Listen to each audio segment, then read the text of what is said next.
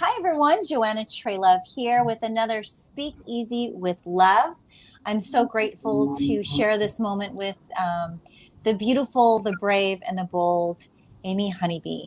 And my goodness, I can't wait to find out why we call her Amy Honeybee as much as how she gets her courage and where she gets her boldness from. Because anyone that knows her knows that those big bees are part of who she is. And I feel really lucky to have some time with her today to get to know her more and to hear her story of healing.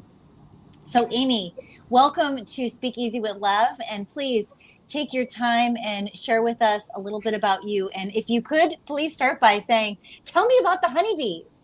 Absolutely. Thank you so much for having me, Joanna. First off, yes, of course. Big admirer of yours. You're one of my greatest mentors and one of the greatest support systems and resources that I've had through my personal journey, pageantry and personal. So we'll dive right in with the honeybees. Everybody loves to ask me where the name Honeybee came from. And it's actually a little bit to do with my personal platform promise in pageantry. Okay. The Honeybee name comes from the fact that I have adult ADHD, and it did not present itself until my early 20s. Wow. And then by the time I did go and finally get the courage to seek mental health care, one of the early indicators that my family began using when I would kind of start getting a little too animated or a little too much of the situation is they would say, honeybee. Because honeybees are always busy. They're buzzing from flower to flower to flower to flower. Yeah, so that's like a code word. Right. That's what I would do when I was in the middle of like a big ADHD spell is I would just focus on task, and not so much taking care of myself or the people around me. So it was a honeybee moment. So at first it started as a cute little code word, but then as it started to get used by more and more loved ones, of course, more and more people picked up on it and were like, what's that about?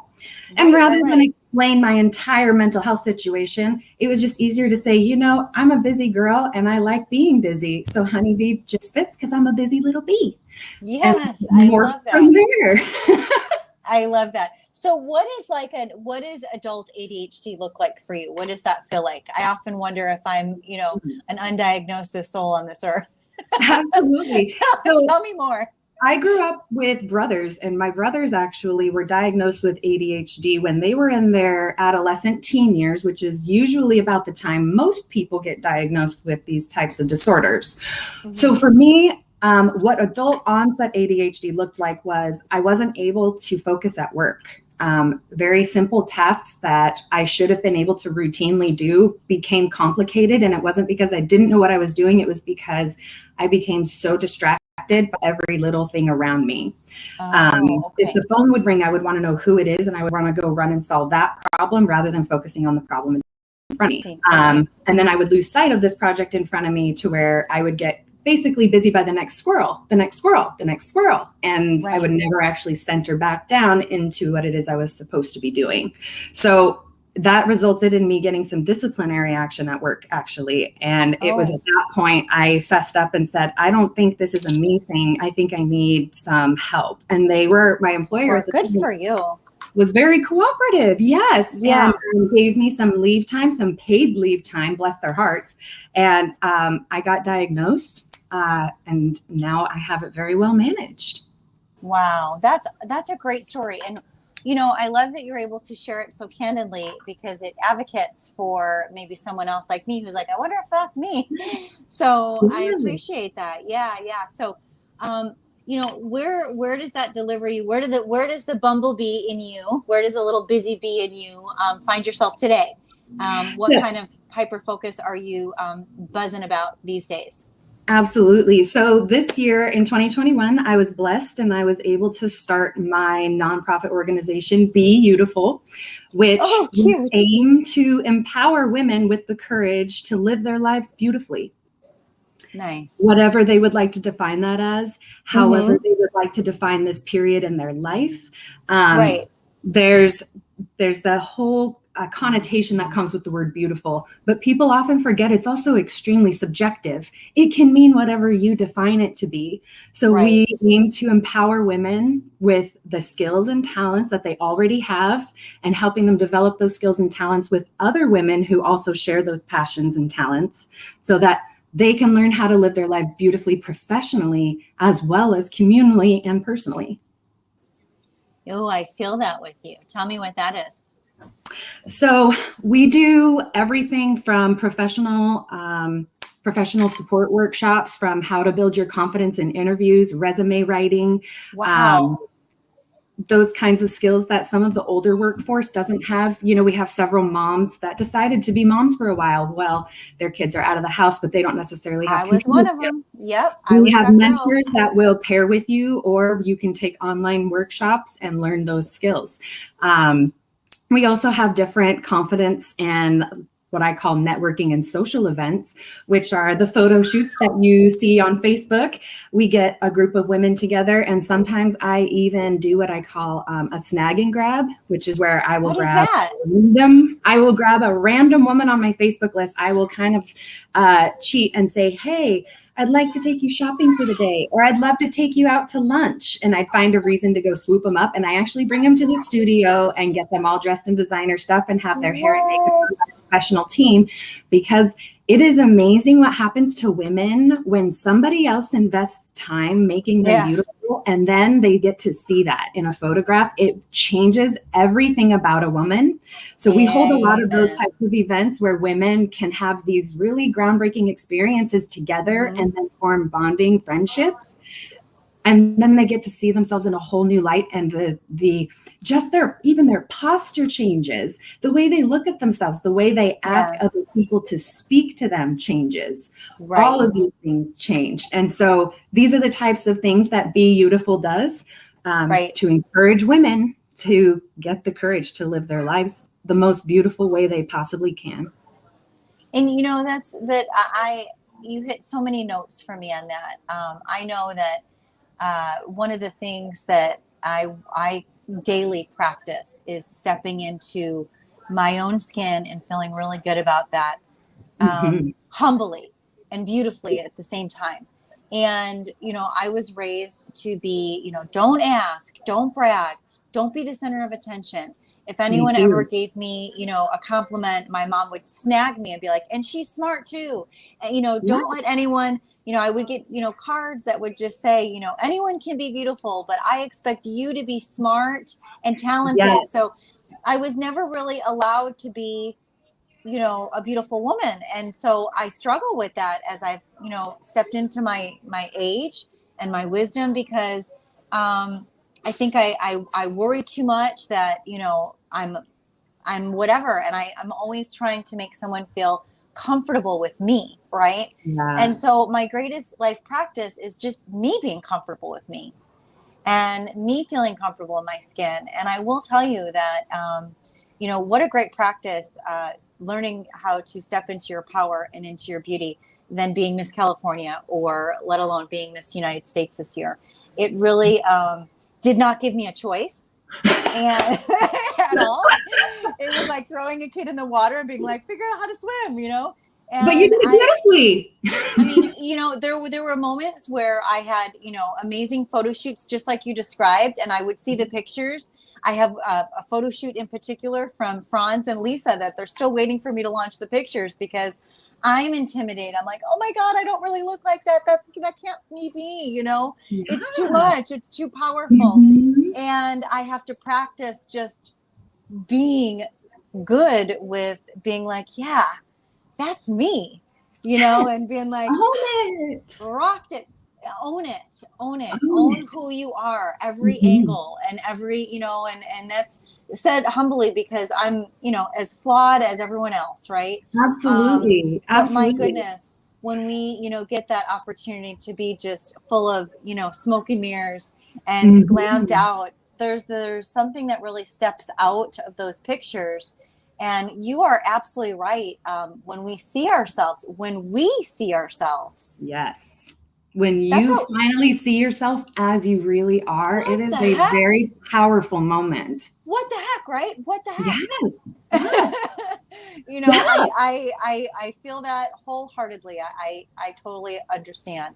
And so that must really be, you know, I've always been at awe with the audacity that you share when you express yourself in photography. You're bold, you're brave, and you strike poses that are so eccentric, and contract your body in different contortions and show so much energy in your face. How do you do that? Where does that come from? Where do you muster those emotions? Tell me the stories in those pictures, Sure. especially the one today that I posted with Yes. everyone. Yes. So I did modeling when I was younger. So I came with some of the technical skills already when I Okay. decided to re-enter as an adult. But where I found that I wanted to do modeling differently as an adult was I wanted to be expressive. I wanted my photos to mean something. I've been lucky in my career to be coached by Coco Rocha, who's a supermodel out of New York. She is the queen of pose. And Wow. she taught us very early on in our training that a model's job is to be a muse. It doesn't matter what emotion you evoke from a person. It just has to be an emotion. They can feel joy, they can feel sorrow, they can feel longing, or they can feel disgust. Those are all feelings. But your job as a model is to evoke an emotion. So in order to evoke an emotion, you have to feel one. Right. So I use music actually a lot of times. I actually don't ever do a photo shoot without music because it is my greatest inspiration. Because at heart, I'm an artist. I'm a dancer. I took a lot of ballet, contemporary, and hip hop dance all through the years growing up. So for me, too. I put on the music, and I step into a character. Like, how am I dressed? What is this music telling me? And if the music's not working for the mood, I have them change it until it does work. So when you see like the big red ball gown that's being flipped around and my hair's up like this being crazy, that is actually Katy Perry's Firework. And I am flipping my skirt around like a crazy person, like, baby, you're a firework. And that was right when they took the photo. Yes. So that's really where a lot of those come from. And every once in a while, you'll get those really interesting photographers too that are like, you know what? I just don't like any of this. Just move in the weirdest way possible. Okay, I do contemporary dance and gymnastics. I can do this. Yes. And you just start moving and it works out. That's what I really, really love is no two photos are the same. No two situations that went into a photo are the same. Mm-hmm. Well, you literally, no pun intended, strike a pose in a way that I've never seen. I mean, you are my favorite gal pal to watch and to see shine. You really put out some incredible content that has interesting pictures. You know, that isn't, your typical pose or, you know what I mean? Like I call myself typical because I'm not, I have no training. So I'm just trying to swim, in that water. And I always think of you would have those fooled that me. do it well. Well, I'd like to say that I understand what you mean when you talk about emotion. And whenever I'm in a shoot, for me, I always try to resonate with what this shoot meant. How did I get here? Right. And what brought me to this moment? And what am I channeling as a response to the gratitude or the expression of this moment in being? And so, sometimes it's my kids, sometimes it's my trauma, sometimes it's my joy and my gratitude. And it always, it's in there. Yes, it is. It's in there. I agree.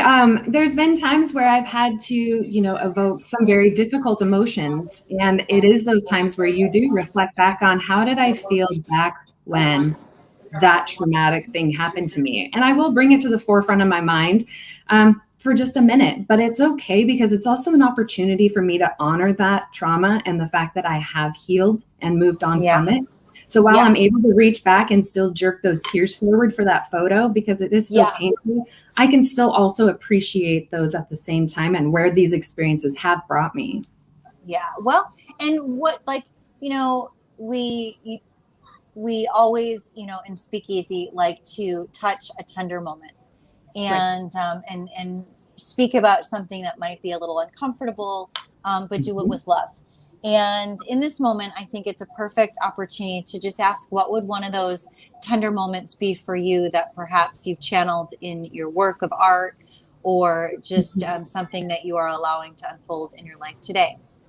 Yes, absolutely. For me, this year has been a huge transformation year with my decision to formally leave and end my marriage. That happened earlier this year. Wow.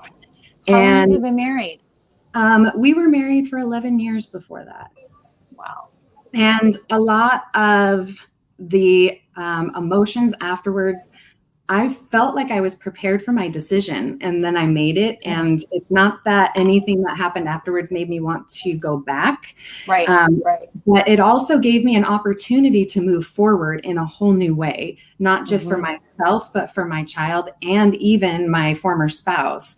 At the beginning, there was unfortunately some uncomfortable domestic situations that took place that we did have to deal with, and that thankfully we as a family, even though we are no longer married, we as a family are healing from together with counseling. And good for you. I am helping to support him in his counseling.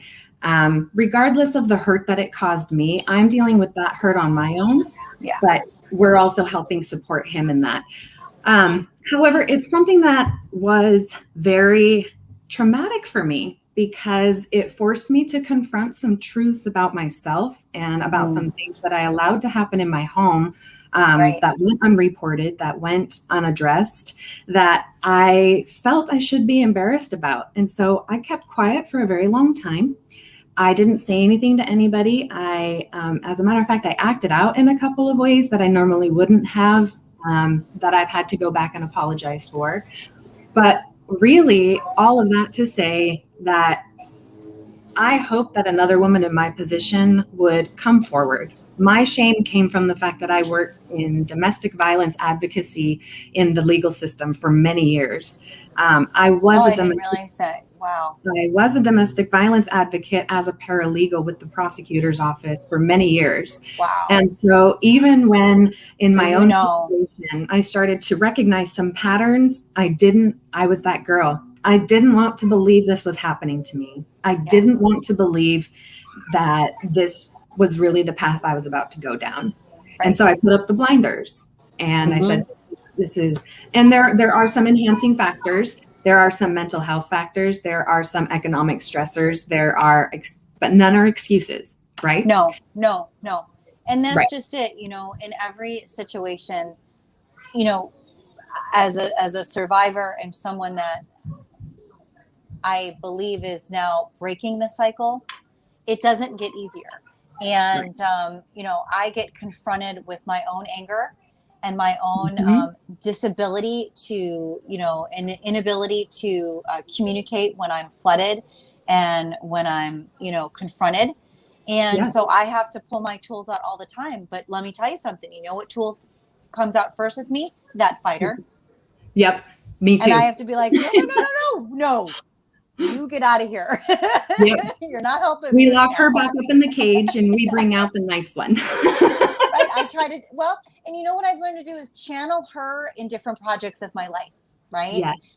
And let her be champion, because that energy can be served in other places of my life that are more positive, that serve me.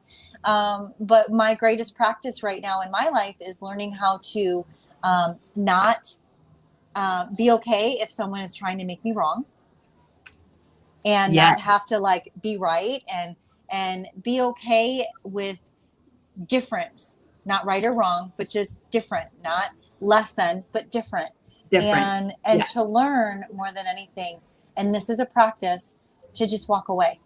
Yes. And that silence is a choice, and it's a choice to, self-persevere and to leave the situation before it becomes more and more combative.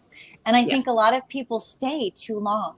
A lot of people try to be right, and they try to, be heard.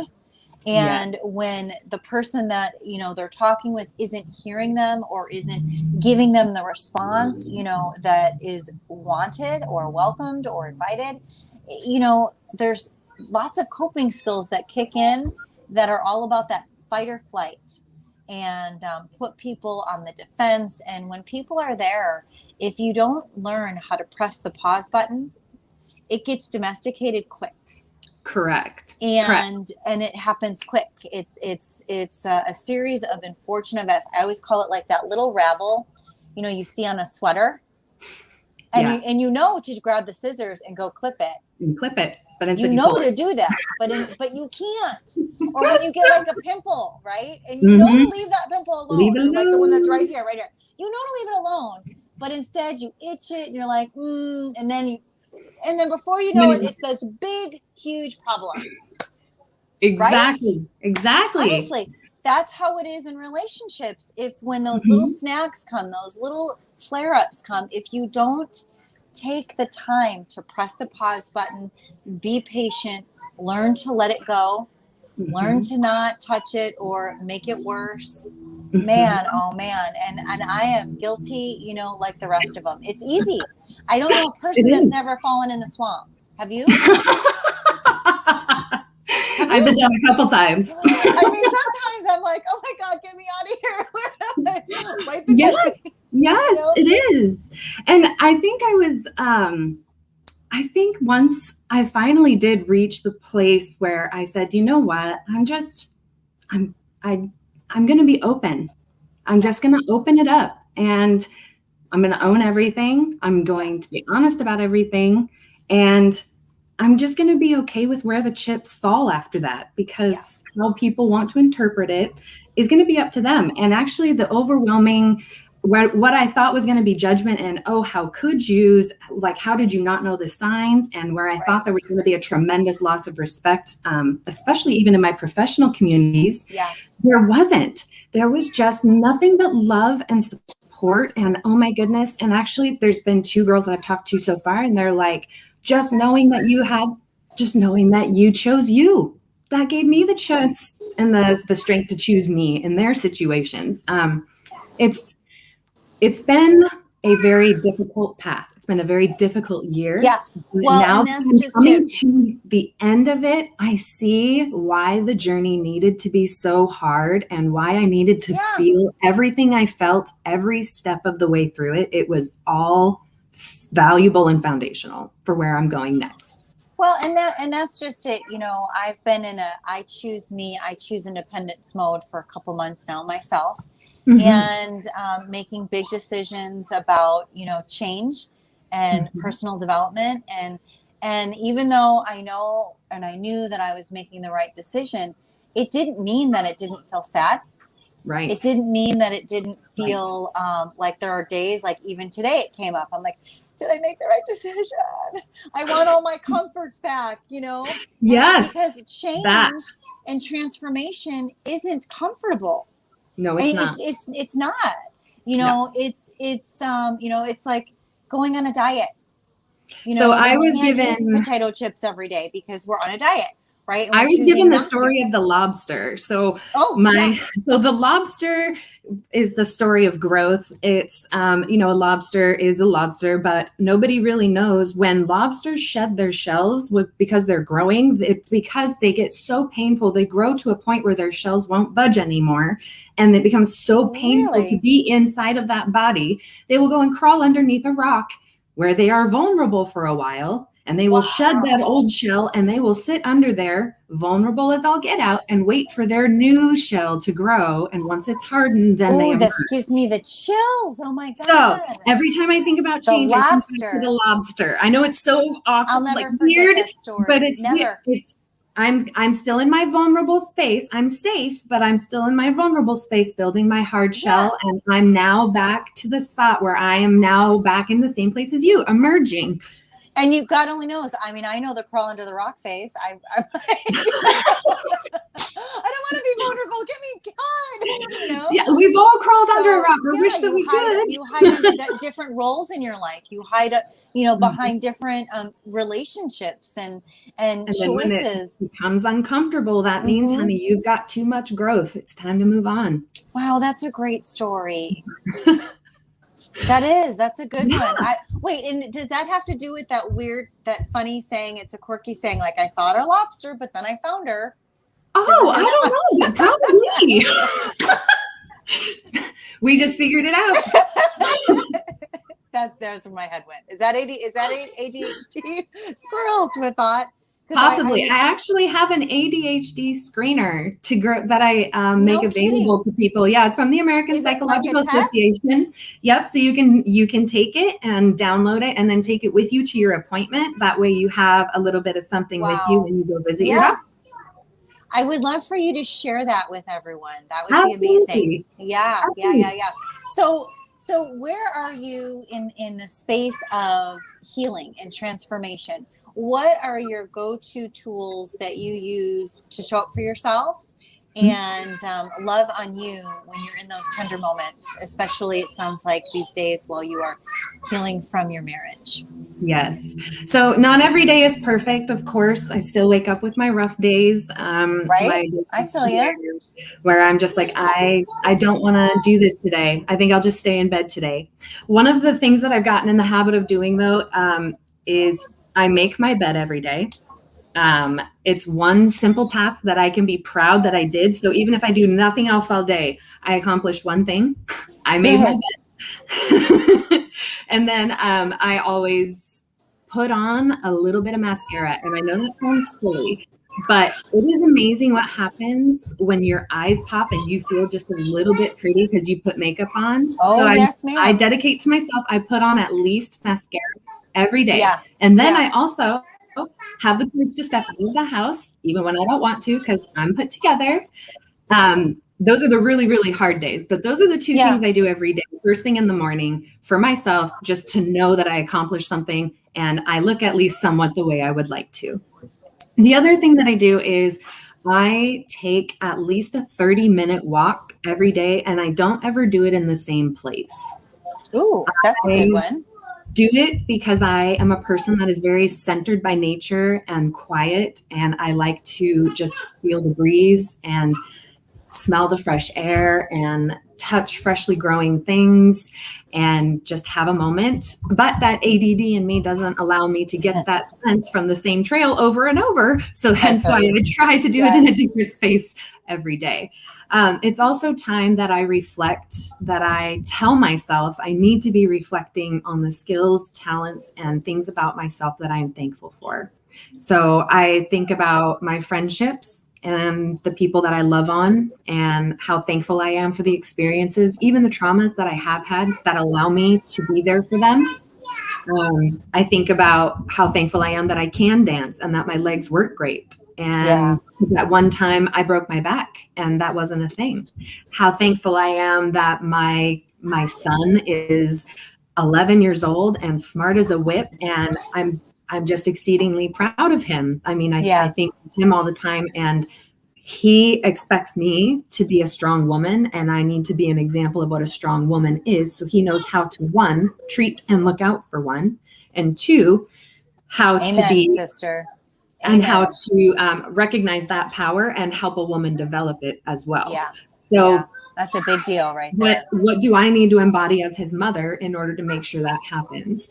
These are all things that give me purpose, that make me feel like my life has purpose. So no matter what's going on or how I feel about the situations that are happening, if I am reminded of my purpose and my center, I can bring myself up to get the rest of the courage up to do the rest. But if I give myself that space every day to do just those two things for myself, make my bed, put on mascara, and take a 30-minute walk to center and remind myself of my purpose on this earth. Those are the greatest healing tools. And actually, Joanna, you're the one who gave me the idea for walking. And you said, do at least one thing every day for yourself. And that's when I came up with the mascara trick. Good. It's so true when and it's different for everyone, you know? Some people like to journal, some people, you know, have cooking as their therapy, or, you know, working out. God, I like you like to keep it fresh and change it up a bit. But I'm a mover. And so for me, you know, my prayers are always in motion. It's not to say that I can't sit in a still meditation, because I do offer that to myself as well.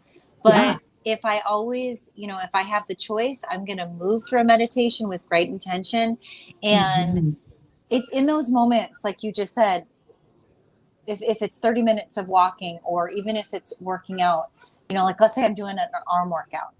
Yeah. I will love on my arms for 30 minutes. That's and awesome. You know what? It's 30 minutes that I won't dislike my arms.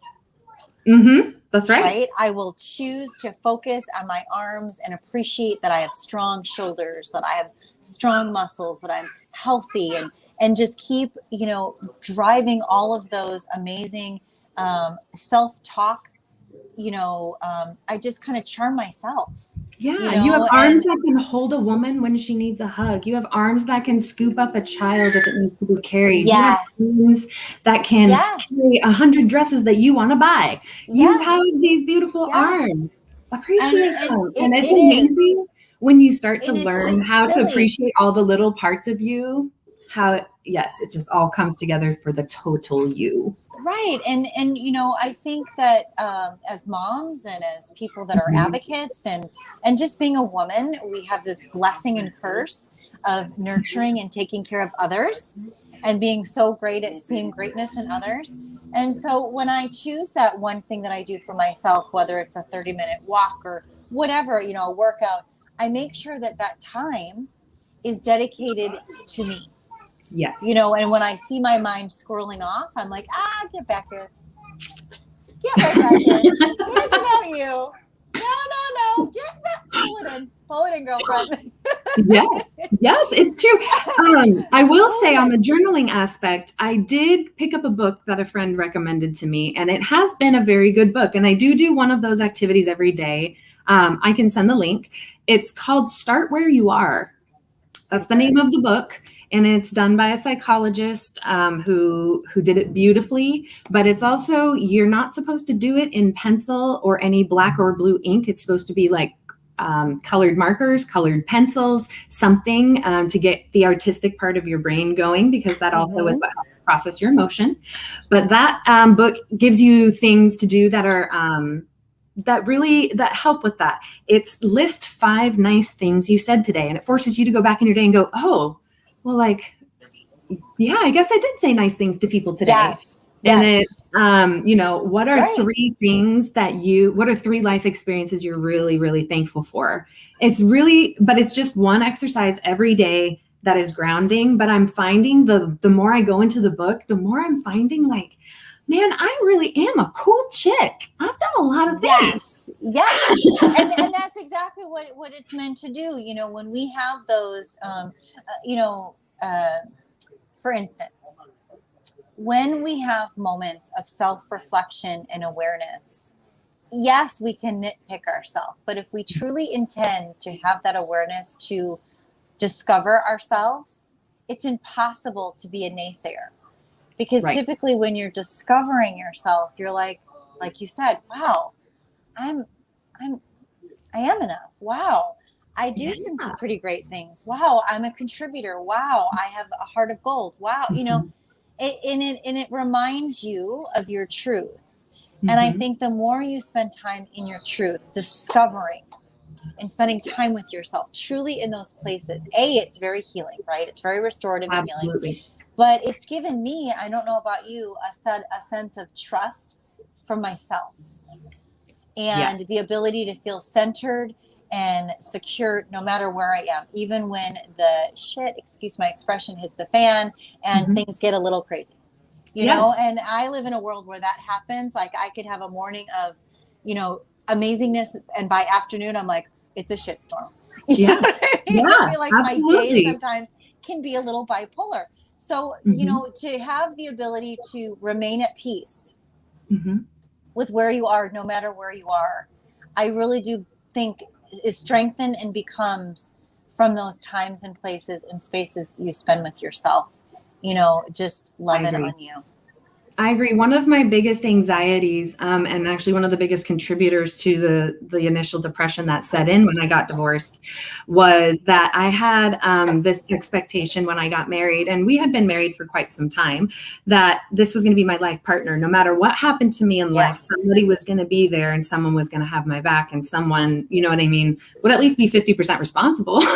Right. But when after the divorce, as glad as I was for it, I was very surprised at how much faith I had in myself. I was like, I can't do this by myself. I can't move away. What happens if nobody's got my back if that happens? I can't do this.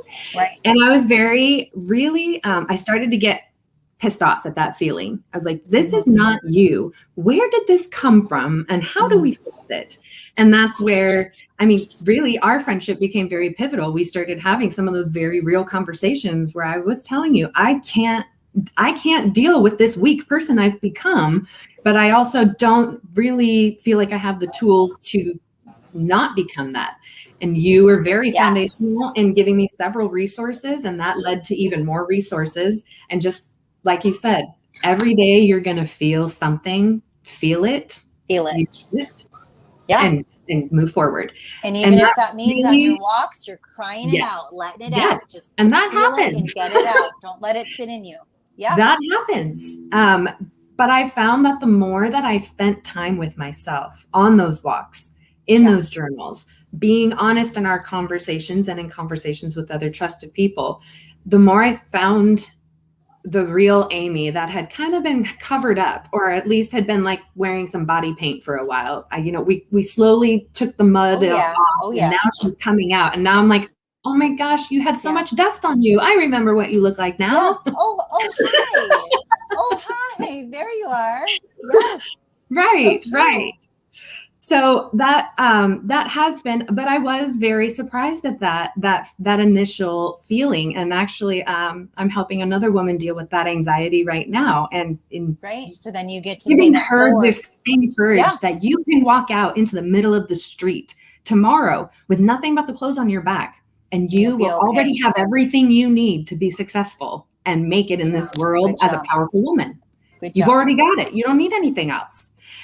Right. But it took me the hardest decision, but the journey, and you've seen a big part of it, the journey to get to where even I can say that about myself. I can put all of this aside right now and walk away and find a way to make it, because I'm smart, I'm capable, I'm resilient, and I'm capable of giving and receiving love.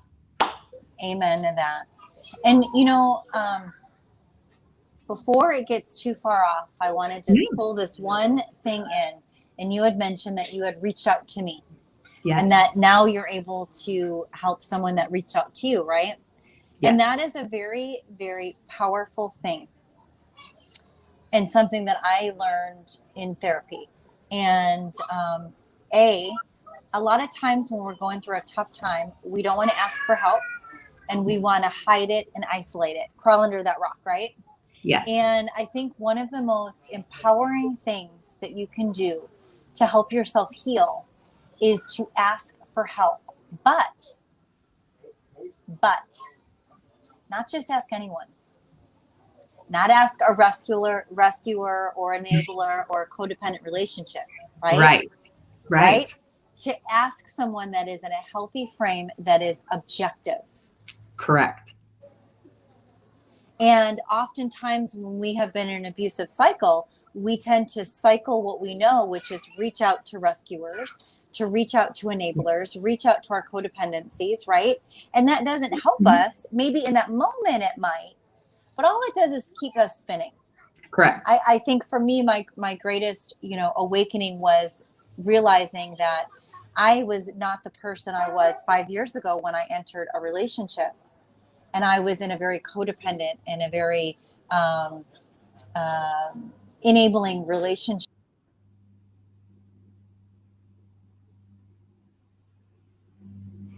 Apparently, we just lost Joanna.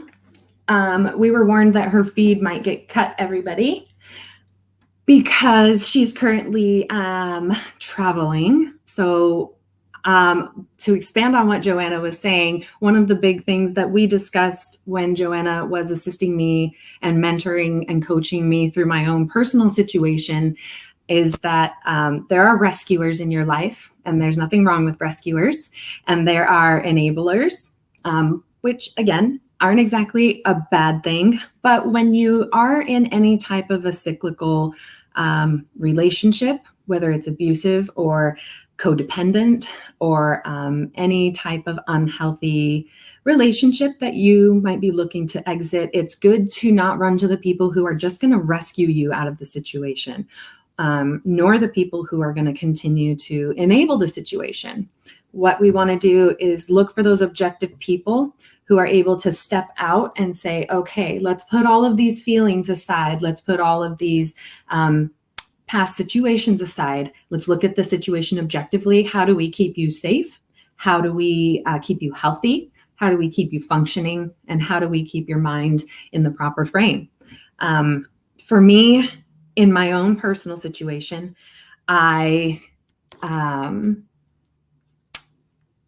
it looks like she's trying to get back in. Let me check this.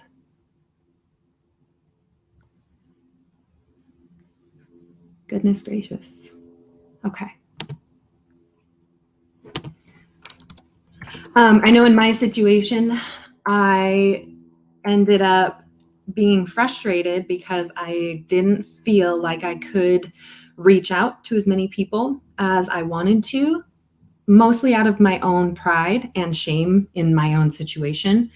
But for me, it was also a conscious choice not to reach out to those people because in the past, they had been enablers and rescuers. And not that I don't appreciate that and the help and the love that they gave me at that time, but I needed to step out of my situation. I needed the courage to step forward. I needed the courage and the wisdom and the support to continue on my journey of choosing me. And so that's when I reached out to Joanna. Joanna and I were not very good friends when we initially met. We met through the pageant. And oh my goodness. I apologize, you guys. She looks like she's trying to get back in here, but I am not seeing her.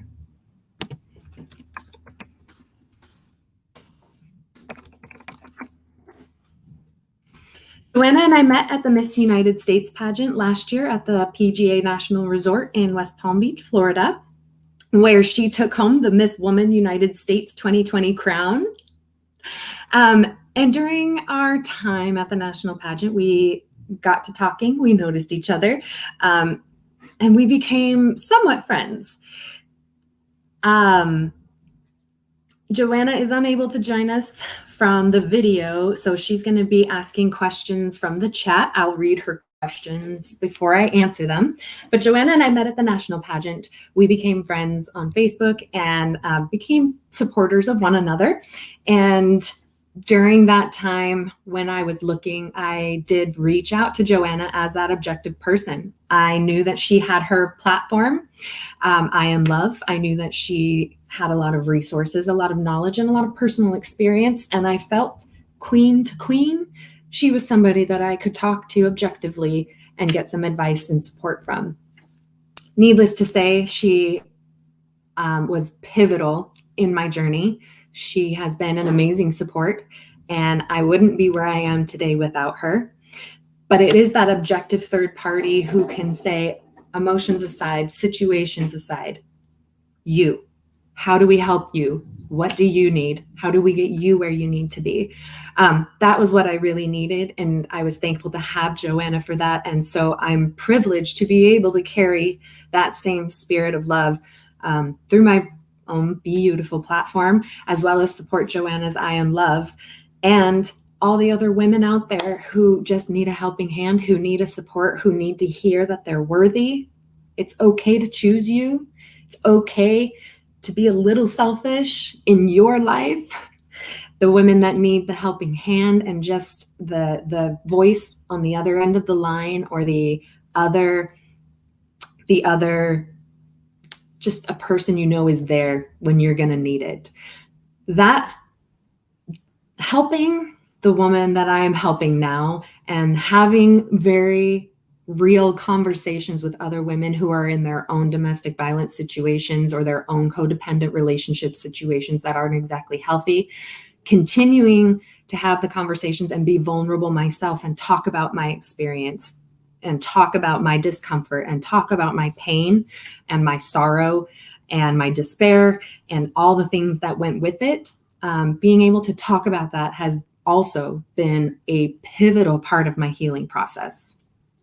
Healing to me, if if I'm able to take what has happened to me and adjust my life and come out okay, there are going to be women in the darkest part of their life. They always say, yea, though I walk through the valley of the shadow of death, but nobody talks about how dark that valley really is.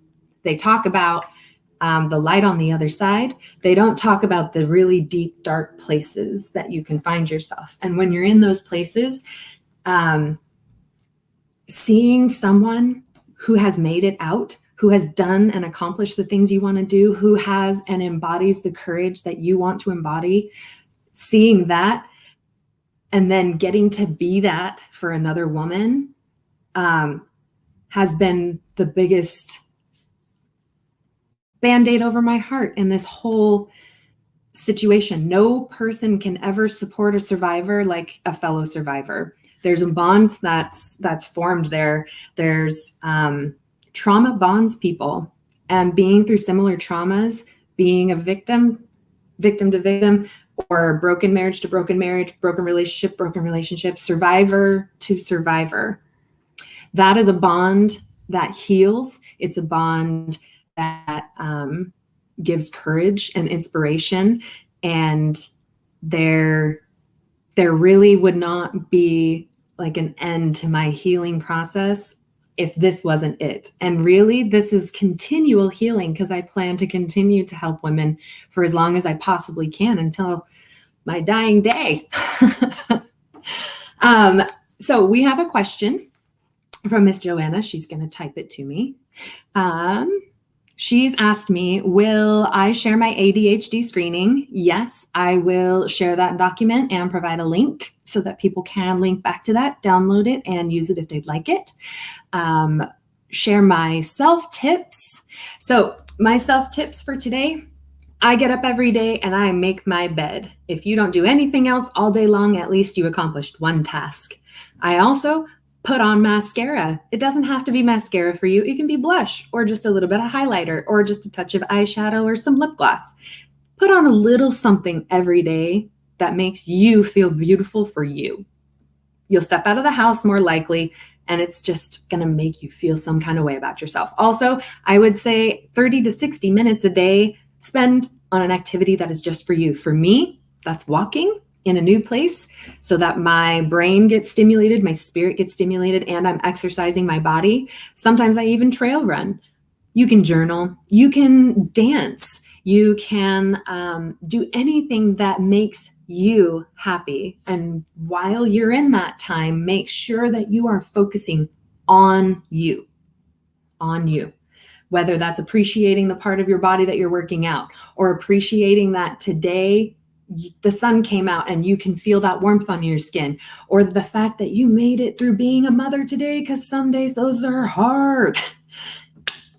Do something every day that is just for you, that focuses on how awesome you really are.